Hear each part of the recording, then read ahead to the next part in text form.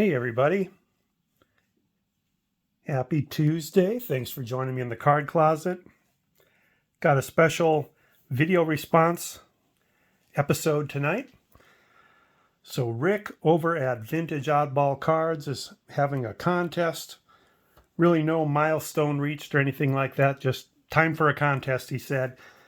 And he wants us to show cards that have really been through the ringer that we have in our collection, maybe in bike spokes or maybe rubber banded at one time. Anyways, cards that have been through a lot. And so I've got a couple that came to mind. I've showed both of these cards probably about 3 years ago. So if you're an old time subscriber, you've seen these. But for most of you new ones, you have not seen these yet. So this is my Rubber Banded with Love card, 1977 Carl Yastrzemski. This was in the first pack of cards I ever got. And as you can see, my mom wrote my name on it for me.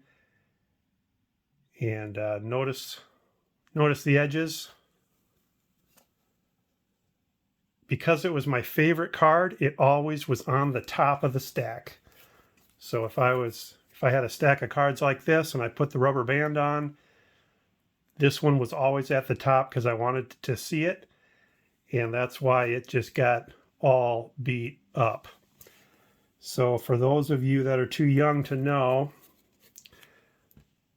I'm going to demo here with a stack of poor condition paper loss cards here.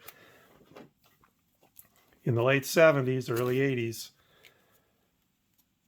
we would rubber band our cards. And a lot of you may think, oh, that's rubber banding cards. No, that's not rubber banding cards. You would flip it around, do it the long way too. And then, of course, you got to center them. That's how we rubber banded cards in the day. And that's why this beauty has got all the damage on all four edges from the rubber bands over the years. And then my other card.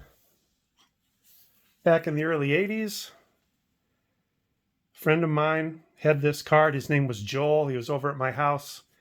We were trying to make a trade, and we were both tough negotiators.